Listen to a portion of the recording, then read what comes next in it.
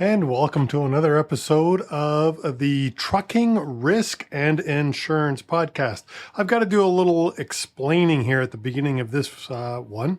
What I've done, John Farquhar and I, who regularly hosts this show, on Monday, John often joins me for the Secrets of Safety Dog, where we do a live.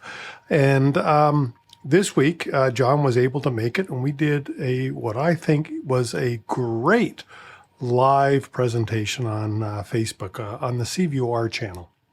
So what I've decided to do is to bring that interview or that episode of the Secrets of Safety Dog over to the Trucking Risk and Insurance Podcast, because it is very pertinent, very special as to what we do. So I just wanted to let you know that this was taped live on the other channel. So, but I thought it was such a great interview. John and I get talking about Driver Inc. and listen till the end, because there is something near the end that just very well could shock you. All right. So I just want you to do that and listen to the end. And other than that, hey, you see changed my background. You all know I green screen. If you enjoy Christmas, have a very Merry Christmas. This is the last episode of the year. If you don't celebrate Christmas, but you get some time off over what we call holidays, have a great holiday. And I wish all of you, please, a successful and healthy new year. And if you're getting value from this channel, please click like and subscribe. Got to do that. All right. All the best to you all. And let's get on with this live presentation. Hey, and welcome to another episode of the Secrets of Safety Dog. We've got John Farquhar with us. Yay! Whoops, hang on here. I hit the wrong button. There we go. There, and John brought his brother. See his brother in the background? Over this shoulder here. Over here. Get over there. Get the right finger pointing in the right direction. He's busy on the phone right now. He's ordering pizza. Pizza, yep. So, hey, John, we're going to talk about just two quick things today. And sure. I do believe this will be the last live episode of this year. Yes, I know. It's hard to believe it's over with this year. My gosh. So sad. Yeah. But look, I did bring a friend with me. I just wanted to show you this here. We brought this. Jingle bells, what happened to him? Bells, jingle all of a sudden it got small. There we go. Adjust that. Put the lock button on it. There we go. Yes, jingle all the way. I mean, I've trimmed my beard now. I see that. Yes. No, it's still going. Still going. I'm going to let her go. I want to get her down to here. So, yeah. I was thinking about it, but nah. I'm going to keep her tight. And then keep her tight. There you go. Go to the summer cut in the summer. But there you go. Hey, there you go. Did want to talk about two things. Two. Perfect. Two. Got to get two. Yep. Two things. Number one. ELDs, very quickly. Yes. And then we're going to talk about TruckNews and Driver Inc., that article. So let me bring up, sorry. Of course, I want to make sure. Okay, yes. Before I did that, I wanted to make sure I had the right thing on the screen. And look at that. I do. Look at that. It is the list of certified ELDs. And let me get rid of that. There, make it bigger. So, yes, we got a list of certified ELDs. And I guess the bad news, since last week, there's nobody new on here. Oh, really? So Fleet Complete got their device, both Android and iPhone. And then Trimble, which is, of course, PeopleNet. Yep. I guess it looks like it's the same device, but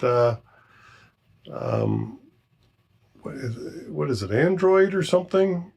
Yeah, it says they're implemented on Android. Yeah. Where'd you? So it was I forget where it is. Fourth right column. Here.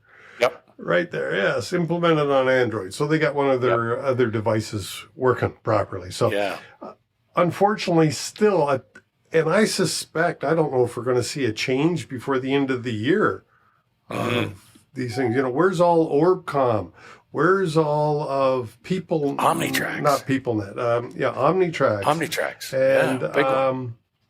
oh God, brain fart. TKT Solutions sells. Oh, Geotab. Geotab. Yes. Right? Yes. A shout out Names to our... that we're expecting to see on here. So, Exactly. Yeah. How about the one from the U.S. that a lot of people utilize? Keep Trucking. Keep Trucking. Yeah, So, not on here. Yeah. So it's going to be interesting to see how this list grows. Who's going to be on it? Yeah. And anyways, it is. It's going to be interesting. Now, so is that all we want to say about ELDs? Sure. Yeah, it's unfortunate. I was really hoping we'd have another one or two. Maybe there'll be something come in over the holidays. Yeah. And we'll talk about it in the new year. So. Okay. Yeah. But yeah, that's it for ELDs. And I did put the link to this website in the show notes. So anybody who wants to follow along, I usually check it once a week. I don't know about you, Johnny. Yep.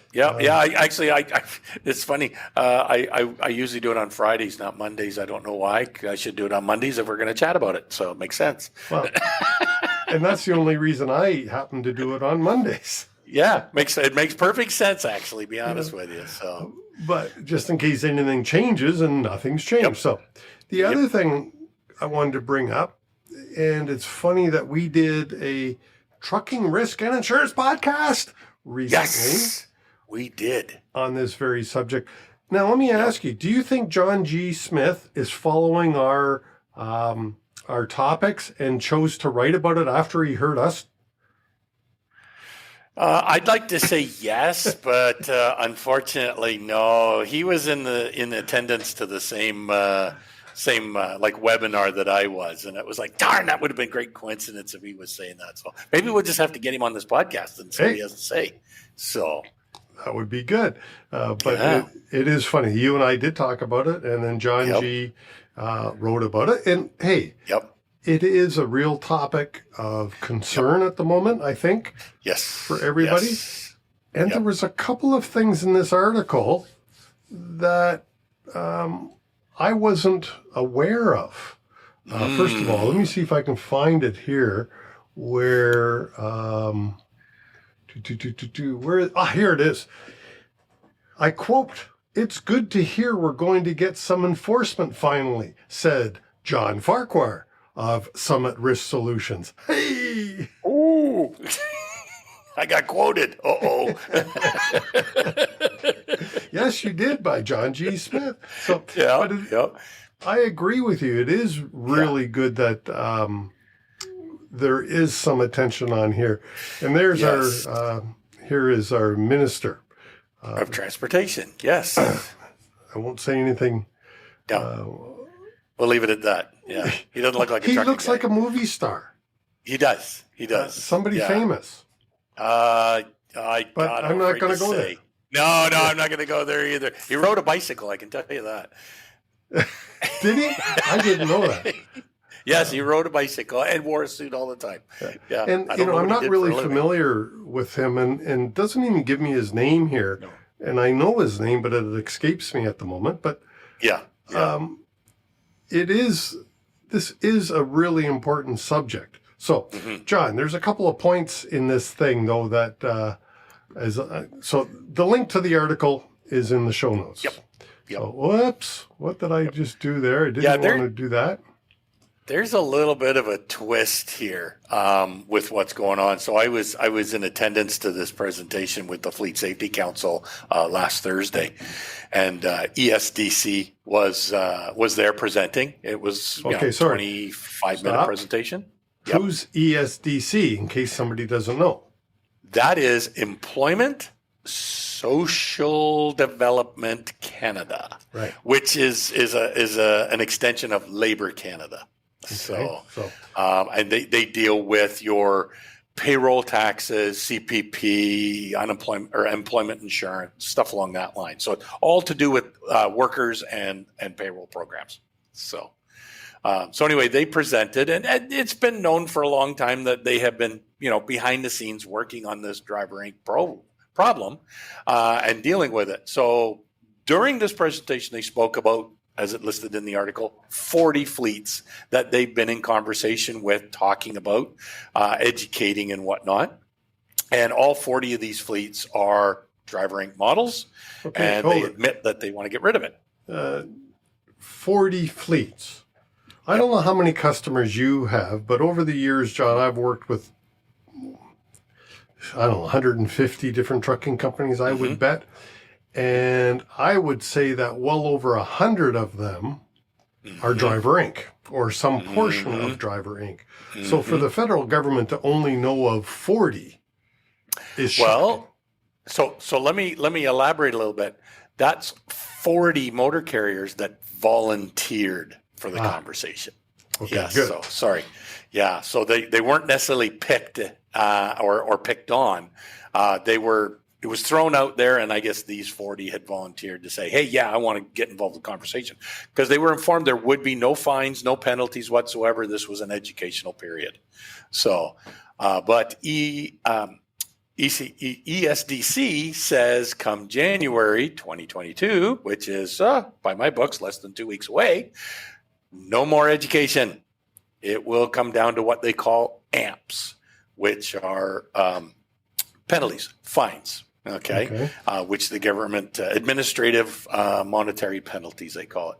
So that's going into place as of January. So you have a chance to clean it up yourself. Now, I really got to throw in here a curveball, because I apologize. I can't remember the lady's name that did the presentation. She seemed to be very knowledgeable, because I did ask her several questions, but she made it very clear that there is a big difference between employee and self-employed.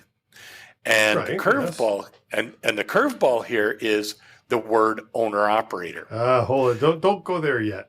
Because I do want to talk about that part of the article. Yep. Okay. But what is the problem without going to the owner-operator model? Yep. What's the problem with the Driver Inc. model? Well, what's happening here is they are adding the owner-operator into that Driver Inc. model. Yeah, no, forget about. But from our definition of what you and I know, Driver Inc., this is where you have a driver who has no truck, drives for a company, but he is self-employed in his eyes. He is maybe an incorporated entity. He's a contract driver, but he is dedicated to that carrier, which in the eyes of ESDC is a driver, an employee. So you cannot be an owner-operator per se is what they're calling it. They're not calling it Driver Inc. They're saying you're either an employee or an owner-operator. So, and so what they're trying to do is get this misclassification of job title cleared up and people on the right path. So, basically anybody that drives and has no truck is an employee of the company regardless. Well, I mean, and I wanted to quote somebody because they left a great comment on one of my posts. Okay. And of course, I can't find it right now because I didn't ever think fails. about it. But he said it's really unusual that he's never known any other industry where I can drive somebody else's truck, move somebody else's freight, be under direction of somebody else, and not pay for the fuel, not pay for anything, and yet call myself self-employed. He said it so much better. Right. It was just I thought, oh, this guy's hit it right on the head, and I can't find it. It was on Facebook. Yeah. But, oh, wow. So anyways, there is the Driver Inc. model. And so you're saying the government of Canada is finally going to be looking at cracking down. Big time. And apparently they have a very large, you use the word large, enforcement team. Oh. So I don't know how big large is. Doesn't give us a definition, but it is a large team of enforcement. It would be nice because, of course, the carriers that have the employee model are all or frequently saying that it's unfair to them that they've got to compete against these people, and these people have a 10 to 25% opportunity, let's call it. So if that's true, and I'm not smart enough to know that that is true, but if that is true, then yeah, that's unfair competition. It should be fixed. Now, let's transition. Yes. Okay.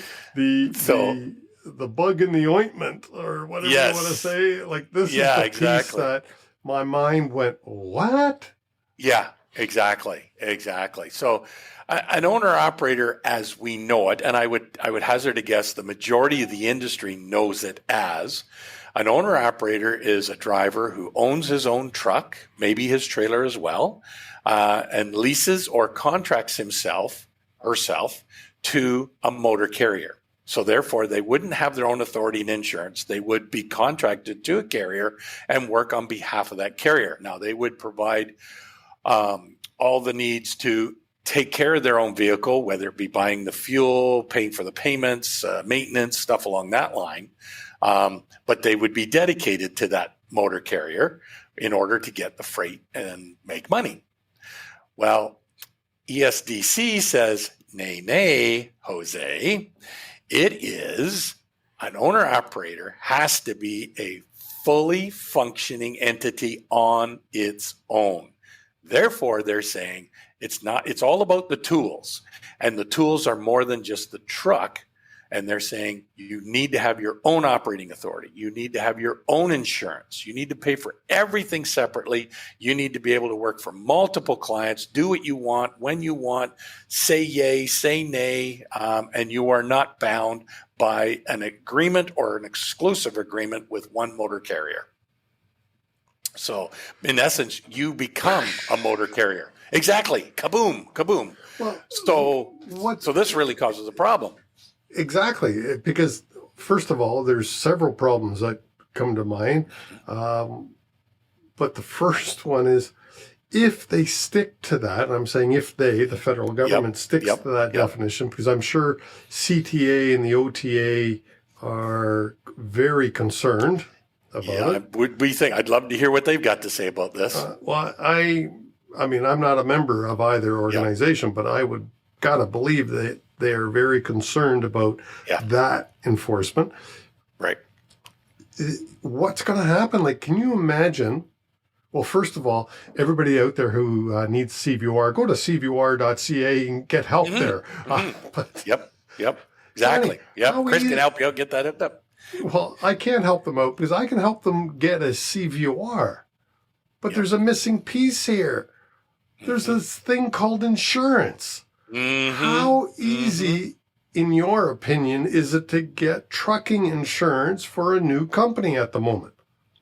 It is not easy at all, particularly a new company and particularly with a small operation, somebody that's one truck, even up to 10. You could have 20 trucks, it doesn't matter. But if you're new to the industry, you're going to pay large because you have no history of performance. And a lot of insurance companies won't touch you. So the only insurer that I know that would be facility insurance. And that's going to be outrageously expensive.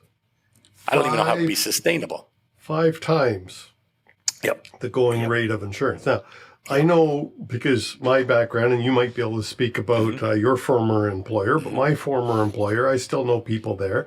They would accept a new company, but there's ifs or qualifications there. If they have been in business for a significant period of time, I think it's 2 years or longer, they would accept 1, maybe 2 trucks at the most.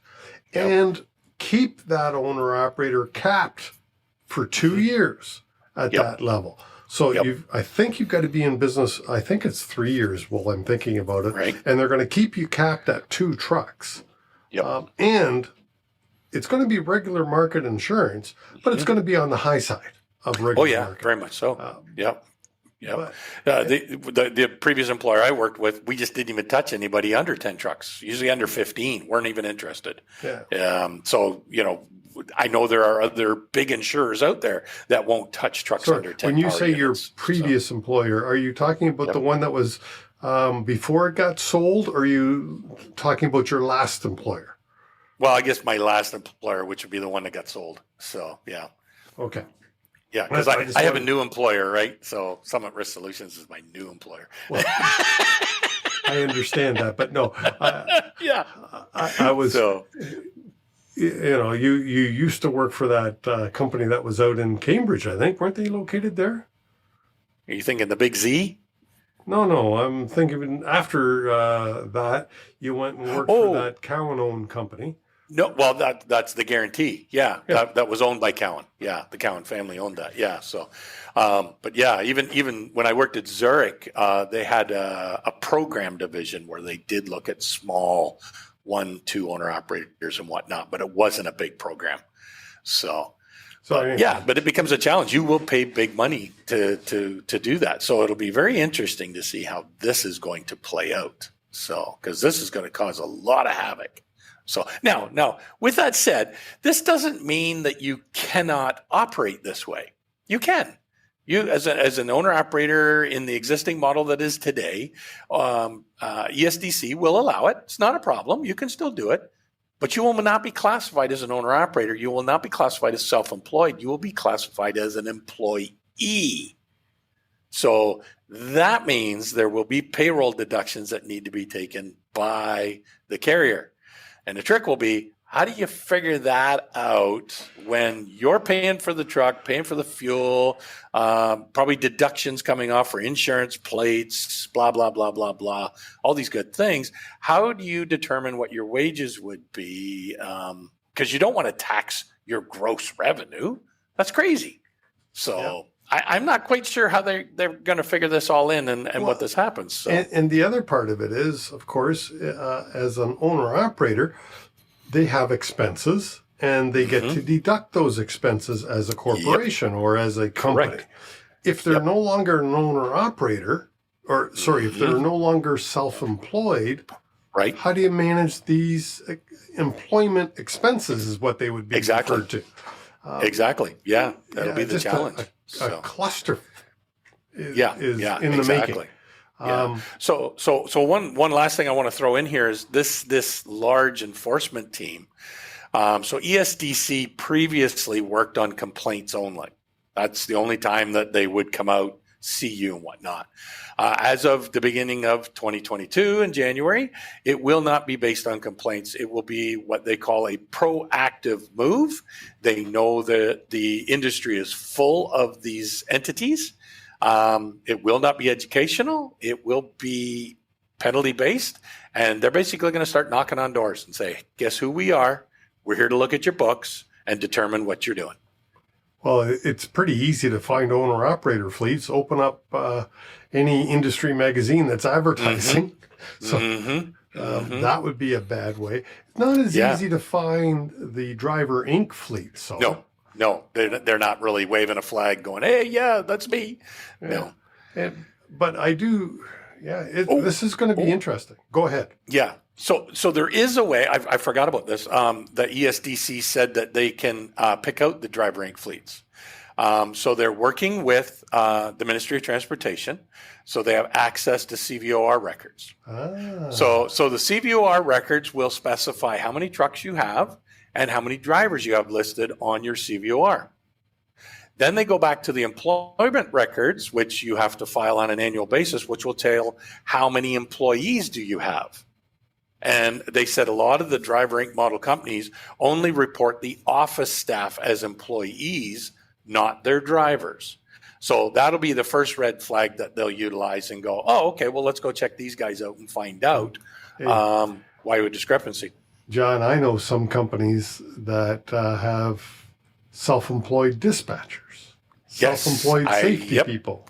Yes, yes. Yep. So they've got, a handful of employees, mostly family members, and the rest, everybody else is self-employed.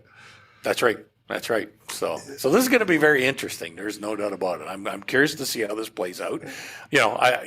We're sharing the news, but I don't know what's going to happen because there's such a twist in this from what we know as a model to what they're saying is going to be the model. I remember when I was working for an employer, and we were members of TNT, or sorry, my employer was TNT. We were members of OTA, and this is back to Barry Montague days, so a long time I remember ago. that name. And even then he said, by the definitions of CRA, owner-operators don't meet the criteria.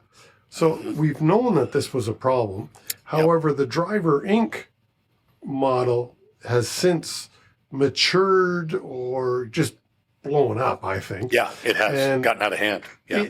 It really is a problem, and it needs to be addressed.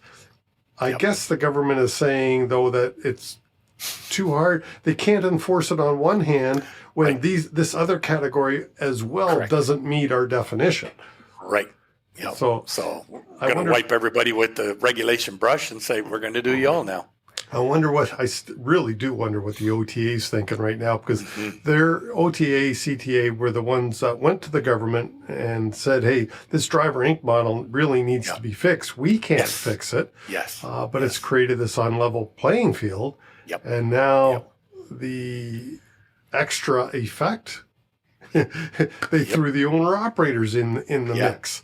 Exactly. So and keep in mind, ESDC, as the C stands for, is Canada. It is a federal body. So this is clear across Canada. This is not provincial based or provincial implemented. It's clear across Canada. So it's going to hit every province. You know, I've been promoting that the government should crack down on Driver Inc. as well, because if it's true that the OTA says over $1 billion, billion, that's $1,000 million. That's a lot of money being collected as it should be if these people were classified correctly. Correct. Throw that in with all the money that the governments of all levels have spent due to this pandemic. They've got to crack down. They've got to increase the revenue sources. So let's enforce the rules that are on the books. I totally agree with that. And I applaud the government for finally, if maybe it's not too late, but if not late, but finally getting on it. I'm just very much afraid of throwing the owner-operators in the same group. What the ramifications to trucking, because of course we didn't talk about the double vaccine mandate that's coming for truck drivers crossing the border. Just another, what the hell is going to happen?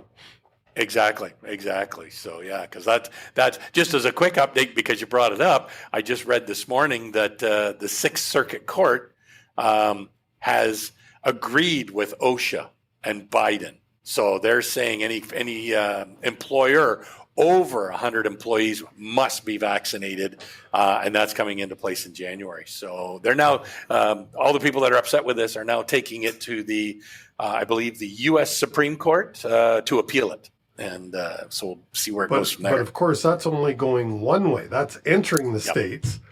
The Canadian government has said the same rule applies coming into the country.